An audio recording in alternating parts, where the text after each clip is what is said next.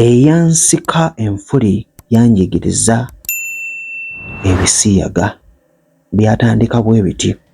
Mwana muwala nnyumiza, mulimu bingi ebyokuyiga, wuliriza ate otubuulireko wansi awo mu comment section. Video nkusaba obeere ng'ogirayikinga ongere maaso okuba nga tukwatagana. Yampandiikidde bw'ati: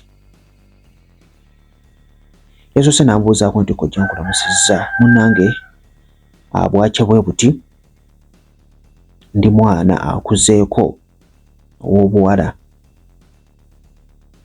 Ebintu ebimu nze nakolera mu maka, nga ebintu ebimu twakulira mu ttawuni, ebintu ebimu nze nga sibimanyi, nga bw'omanyi abaana ab'obuwala abali bwe batyo, otuuka n'oweza emyaka 2 naye nga tolina ky'omanyi. Naye munnange ndwali awo waliwo omwana era yali wa mu ttawuni, natuuka ngamba gundi nti wangi bannange wali osise ku nfuli, nga mugamba nti byebiki, nze nga sibitegeera ebyo, nga ngamba jangu nkulage. Nga tugenda gye twagenda munnange, omulundi ogwasooka nga ngamba nti kibeera bwe kiti, nga ngamba munnange nze bulijjo mbadde sibimanyi, nti ye munnange enfuli ziyamba omusajja okubeera nga zimukwata, zikiipinga akabugumu, nga bw'omanyi ebibuuzi by'abaana abawala bwe bibeera. Nze saafaayo, nga ngamba munnange kirungi, jjukira omuntu ng'anaakusuula mu kintu asooka kukubuulira birungi byakyo, naawe era olaba nti nno birungi, n'osalawo ki ky'ogenda nakyo. Munnange amaze okumbuulira emigaso gyakyo, omusajja tajja kukyawa, omusajja ojja kubeera ng'omukwata, ajja kuba tayingira buyingizi, munaye byonna nga mbiwuliriza. Mwana muwala yalinayo oyiro bwe obw'okusika, nga tutandika nga ndaga bakola bwe bati, nga tutuula nga neebamba bulungi nnyo, nga naye neebambamu, ng'atandika kundaga bwe tukola ki, bwe tukikola. Naye jjukira gino myaka mikulu,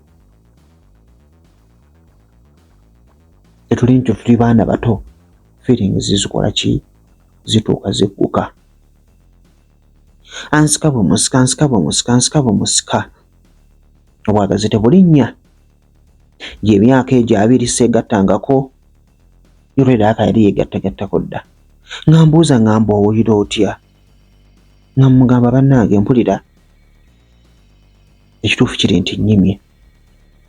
Nga nsikambula, andeeta eno, natandika kunywegera, natandikira kunkwakirira, natandika kunnyambula ngoye. Ebyatuukirira nze naawe. Naye nga ekyampandiisizza okubeera nga mbuulirako kojja, just kusevinga abaana baffe ba buwala. Ebintu bino abaana abasinga babiyigira ku bantu abakulu ddala. Nti weesanga singa nali muto, ebintu bye nimbikola nga ndi muto, eby'okusika enfuli, okukyalira ensiko, wandisanze bino sibigwamu. Naye bimbuzizzaako emirembe, feelings nzifunyira ku bakazi bannange. Omusajja ne weyeegatta nange sirina kyempulira, bannange nsaba munnyambe. Mwana muwala yeeyo embeera gy'alimu, bimusobedde, tabitegeera. Nze kojja, waliwo ebintu ebimu bye ntunuulira era bwe nkugambye nti kinyuma nnyo, ate gwe omukyala ali eyo, omanyi wano tufunamu ebyokuyiga ate nga bwe tunyumirwa. Gwe omukyala ali eyo, omwana wo ng'akuze, baana ki baatambula nabo? Okoze otya? Ne ku ssomero bannange, ne ku ssomero kugamba ebintu byafuuka bizibu. Ne ku ssomero gy'ogamba nti no waliyo bano abakyala ababafaako, nabo ate nabyo bizibu, babayigiriza obuyigiriza bisiyaga, oba okitegeera. Kwegamba simanyi, tukyalinkeko mu comment section oba wo tujja kuyiga. gw'osuubira okusika enfuli zino, omwana wo yandizikidde wa? Ani agenda okumuyigiriza kubanga ebintu bayiga biyige? Naye kinyuma nnyo ku myaka emito. Gw'osuubira wa? Budde ki? Myaka ki? Omwana we yagitandise okubeera ng'ayiga ebintu bino.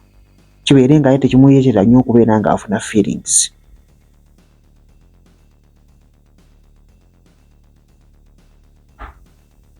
So simanyi, yogerako nange mu comment section yawe.